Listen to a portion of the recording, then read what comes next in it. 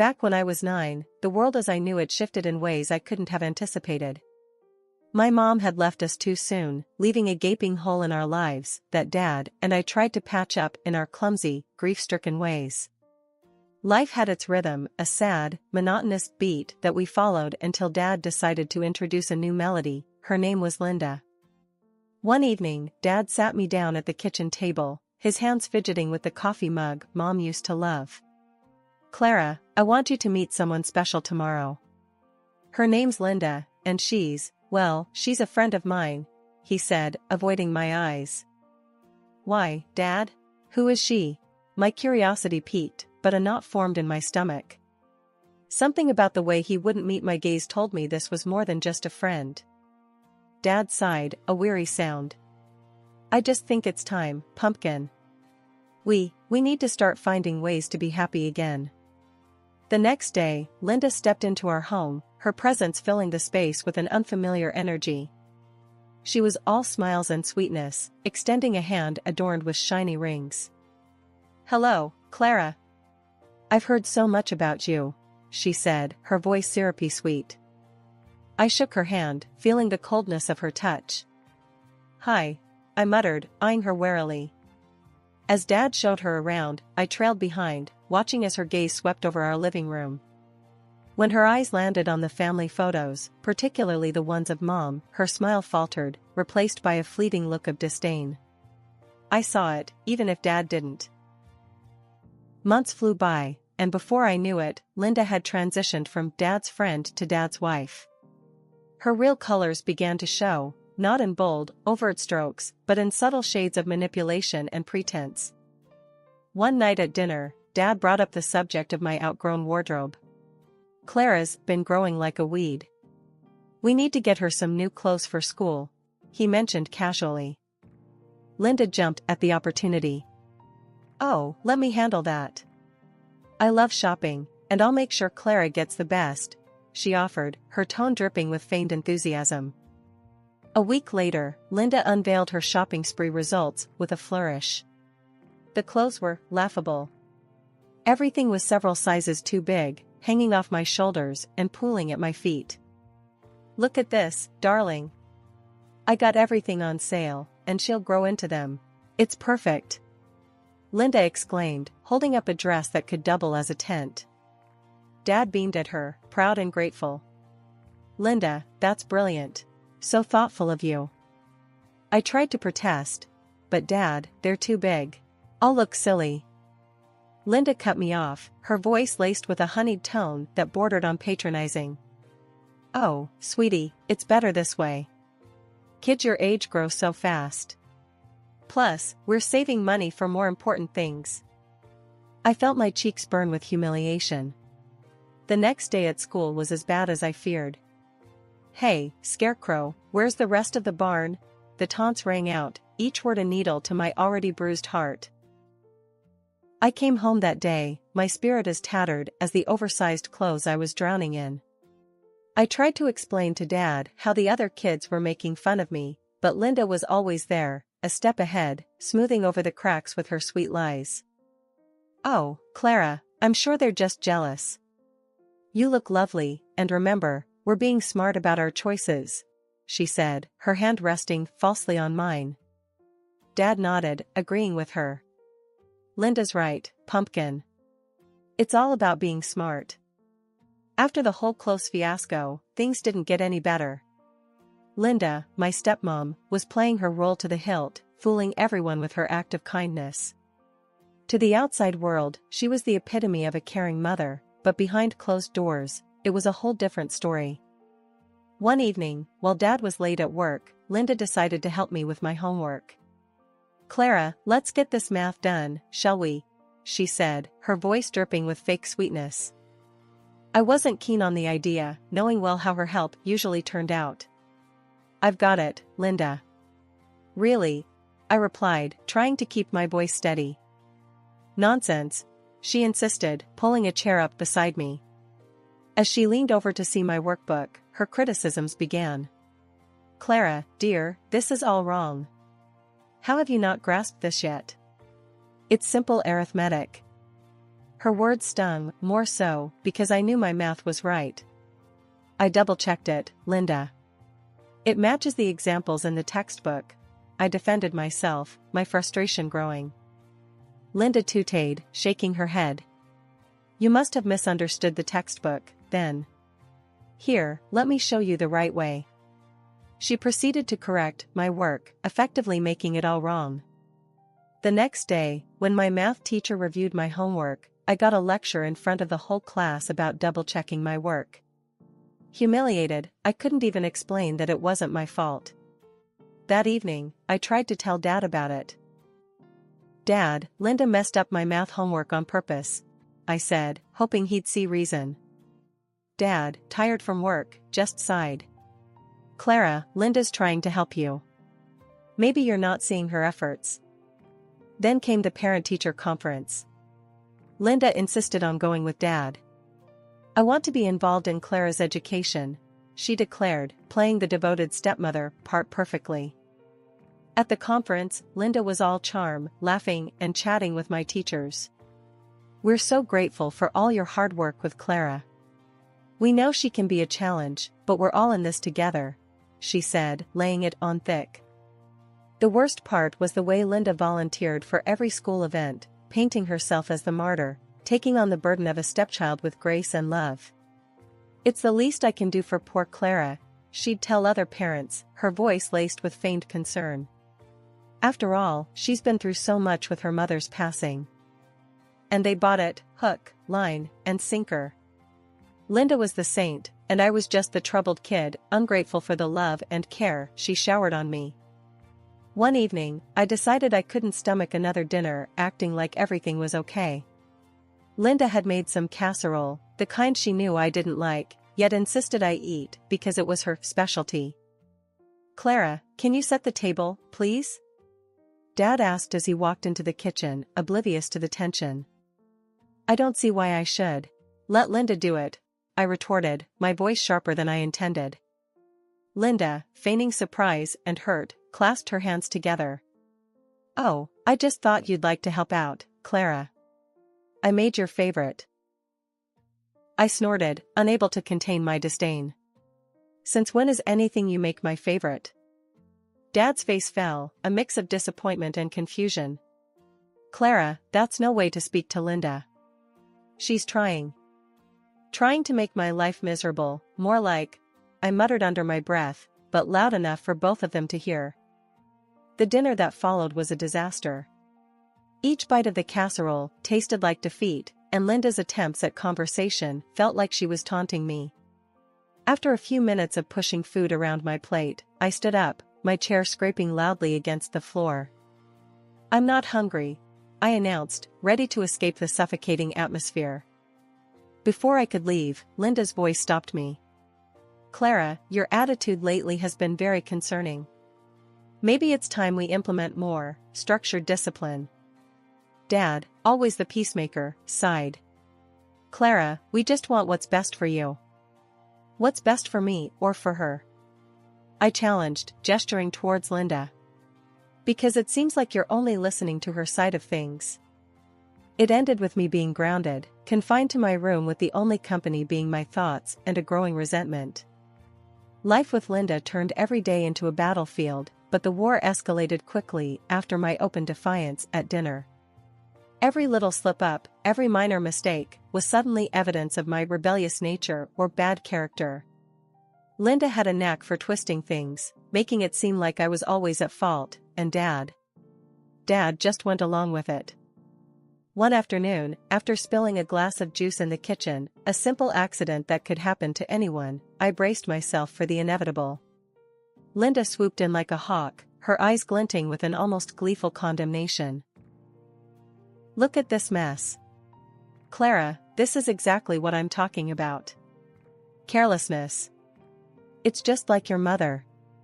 Linda's voice trailed off, but the implication hung heavy in the air. I felt my face flush with anger. Mentioning Mom was a low blow, even for Linda. Don't you dare talk about my mom.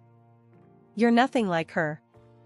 Dad, hearing the commotion, rushed in, his expression weary. What's all this? Clara, apologize to Linda. It was just an accident. I will not. I shot back, my voice rising.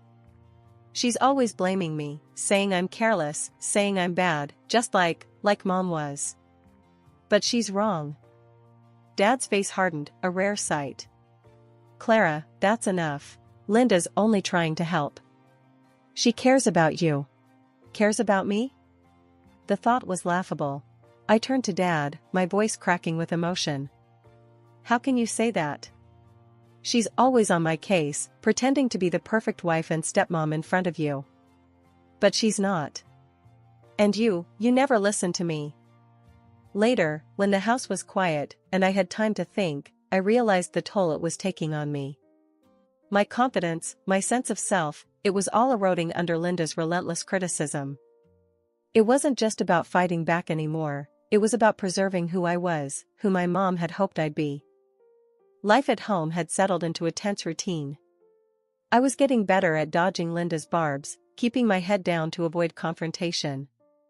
Then, one ordinary, unremarkable Tuesday, everything changed. Dad didn't come down for breakfast, which was odd. He was always up before everyone, a habit from years of early morning starts at his job. I decided to check on him, thinking maybe he needed a sick day, something he never took. The moment I opened the door to their room, I knew. It was too quiet, the kind of silence that presses down on you, heavy with dread. Dad? My voice was barely a whisper, my feet rooted to the spot. He was there, lying so still, too still. Panic gripped me as I rushed to his side, my hands shaking as I reached out to him. Dad, please, I begged, the reality of the situation crashing down on me. Linda came in after, her scream piercing the thick veil of disbelief that had settled over me. The next few hours were a blur, ambulances, hushed voices, sympathetic looks. The verdict was a heart attack, sudden and without warning. Then came the funeral, a surreal procession of events that I moved through like a ghost.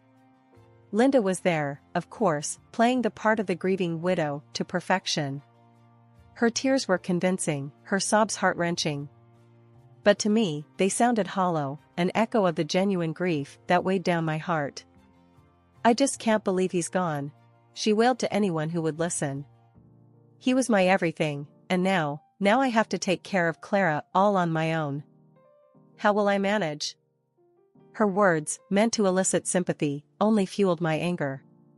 Manage? As if I was nothing more than a burden, a problem to be solved. I wanted to shout, to tell her to stop her charade, but I remained silent, my grief a heavy shackle around my heart. After the funeral, the house felt emptier than I ever thought possible. The silence was oppressive, a constant reminder of the void Dad's death had left in our lives. It was during one of these long, quiet afternoons that Linda decided to show her true colors once again. We were sitting in the living room, the air thick with unsaid things, when Linda turned to me, her eyes cold and calculating. Well, Clara, it's just us now, she began, her voice deceptively soft. And things are going to change around here. I stiffened, wary of her tone. What do you mean? Linda smiled, but it didn't reach her eyes. You see, with your father gone, I'm your guardian now. And that means I'm in charge of you, and your inheritance. My heart sank. I had almost forgotten about the money Dad left behind, too caught up in my grief to consider the implications. What about it? I asked, trying to keep my voice steady. Oh, sweetie, don't worry. I'll take good care of it. After all, it's what your father would have wanted, she said, her tone dripping with faux concern. The implications of her words hit me like a ton of bricks. Linda in control of my life and my inheritance was the last thing Dad would have wanted. You can't do that. That money is mine, I protested, my anger rising. Linda's smile widened, a hint of malice creeping into her expression. Actually, I can. And I will. You're just a child, Clara. What do you know about handling money, about the real world? No, I'll be the one making the decisions from now on. And as for you, she paused, leaning in closer, you'd better learn your place and how to show some respect. Or else, your life is going to become very difficult. After the threats and the declaration of a twisted sort of guardianship from Linda, I knew I couldn't just sit back and let her run rampant over my life and my inheritance. It was time to fight back, but I needed an ally, someone who could help me navigate the legal and emotional battlefield I found myself in. That's when I thought of Aunt Sarah, Dad's sister. She'd always been kind to me, and I remembered Dad saying how much she'd helped him through tough times. I picked up the phone, my hands shaking as I dialed Aunt Sarah's number. It rang 3 times before she answered. Hello? Aunt Sarah, it's me, Clara. Clara, how are you, honey? I've been so worried about you. I took a deep breath, steadying my nerves. I'm not good, Aunt Sarah. I need your help. It's Linda. The words tumbled out in a rush, all my fears, my frustrations, and Linda's threats pouring out into the open. Aunt Sarah was silent for a moment, and when she spoke again, her voice was firm, determined. I had my suspicions about her, Clara. Your dad was blinded by grief. Tell me everything, and we'll figure out a plan. I spent the next hour talking to Aunt Sarah, telling her about the oversized clothes, the fake kindness that fooled everyone but me, and, most importantly, Linda's plans for my inheritance. By the time we hung up, a seed of hope had been planted. Aunt Sarah promised she'd look into how she could become my legal guardian and protect me from Linda's grasp. The next morning, Aunt Sarah arrived, her presence in the house like a beacon of hope. Linda eyed her warily, sensing a shift in the balance of power but not yet understanding its source. Aunt Sarah wasted no time. Linda, we need to talk. It's about Clara. Linda folded her arms, a fake smile plastered on her face. What about her? It's simple. You're not suited to be her guardian. I'm taking legal steps to assume guardianship of Clara. Linda's smile faltered, her eyes narrowing. You can't do that. I'm her stepmother. I have rights. I finally spoke up, my voice stronger than I felt. I want to live with Aunt Sarah. I don't want to be here with you anymore, Linda.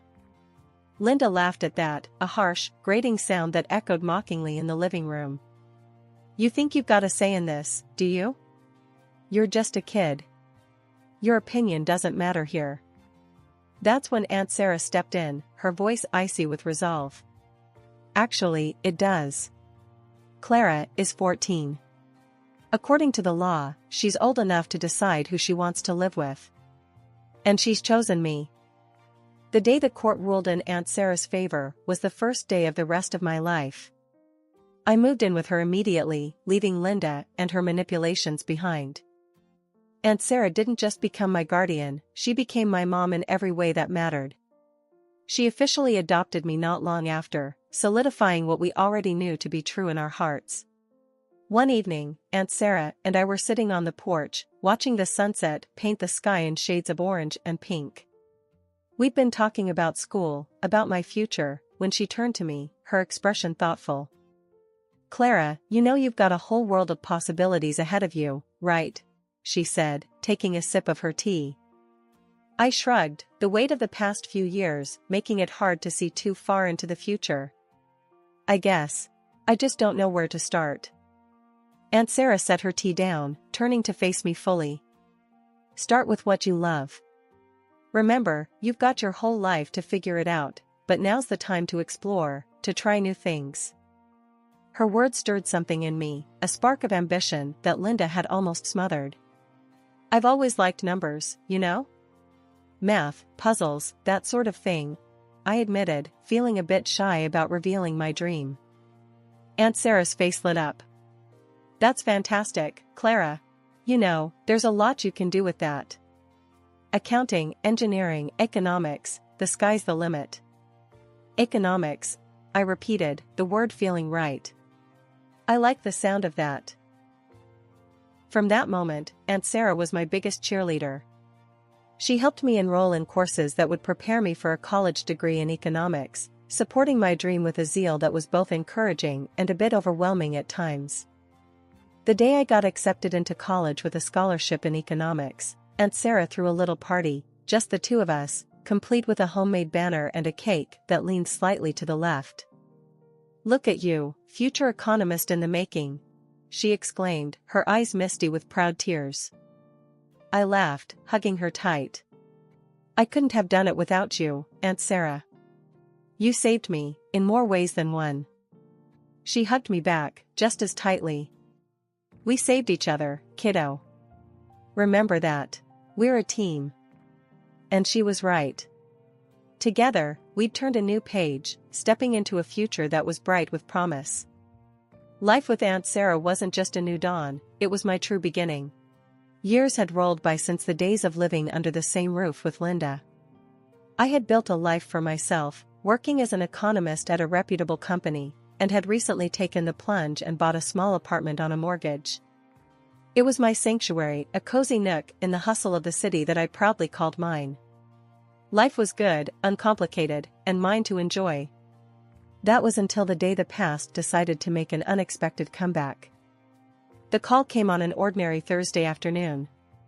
I was at my desk, buried in reports and forecasts, when my phone buzzed with a number I didn't recognize. "Is this Clara Harrison?" The voice on the other end was formal, almost sterile. "Yes, speaking. Who's this?" "I'm calling from City General Hospital. Your mother is in our hospital. She's asking for your help." A jolt of confusion hit me. "I think there's been a mistake. My mother passed away years ago." After a brief pause, the caller clarified. "You'll excuse me. It's not your mother, Miss Harrison. It's your stepmother, Linda." Hearing Linda's name after all these years was like being doused with cold water. A mix of emotions swirled within me, surprise, skepticism, and an undeniable curiosity. "What's wrong with her?" "She's been hospitalized for a serious condition. She's asking to see you." Taking a deep breath, I found myself agreeing to visit. "All right, I'll come by after work." I found Linda in a shared ward, a shadow of the formidable woman I remembered. The gloss and veneer that she always presented to the world were gone, leaving behind a frail figure that barely resembled my stepmother. As I approached, her eyes found me, and a flicker of something, relief, perhaps, crossed her face. "Clara," she croaked, her voice barely above a whisper. "You actually came." I took a chair by the bed, keeping my emotions carefully neutral. "The hospital called. Said you wanted to see me." She exhaled, a sound filled with defeat. I squandered everything. Your father's money, it's all gone. And now, I'm here, with nothing. I need help, Clara. For treatment and rehab." Sitting there, in the cold, sterile light of the hospital room, a flood of memories washed over me. All those years under Linda's roof, the subtle jabs, the manipulation, the way she made me feel like an outsider in my own home, it all came crashing back. She was asking for help now, but back then, would she have lifted a finger for me? The answer was as clear as the disdain in her eyes whenever she looked at me. "I remember everything, Linda," I said, my voice steady, a reflection of the strength I'd forged from those years of strife. "All the times you could have helped me, but chose not to. Why should I help you now?" Linda's facade of vulnerability shattered in an instant, her eyes narrowing as her true colors bled through. "You ungrateful little brat," she hissed. "I took you in when I didn't have to. You owe me. I'm your mother, by law. You have to help me, or I'll sue you. I'll take every penny you've got." I couldn't help it, laughter bubbled up from within me, echoing off the sterile walls. The absurdity of her threat, the desperation, it was all too much. "Sue me? For what? Aunt Sarah adopted me, remember? Legally, you're nothing to me now. A stranger." The realization hit Linda like a physical blow, her face contorting in anger and disbelief. She launched into a tirade, a mix of threats and pleading, but her words no longer held any power over me. They were just the last, pathetic attempts of a woman who'd lost control. I looked at her, really looked at her, and saw nothing but a sad, broken figure, clinging to delusions of entitlement. "I'm not your daughter, Linda. Not by blood, and certainly not by law. You made sure of that a long time ago. Turning on my heel, I left the room, her shouts of rage and despair fading with each step I took. The weight of the past, the burden of her presence in my life, it all seemed to lift, leaving a clear path ahead. Outside, the world seemed brighter, the air fresher. I took a deep breath, savoring the freedom, the closure. Linda was my past, a chapter finally closed, and I was the author of my future, writing my story one step at a time.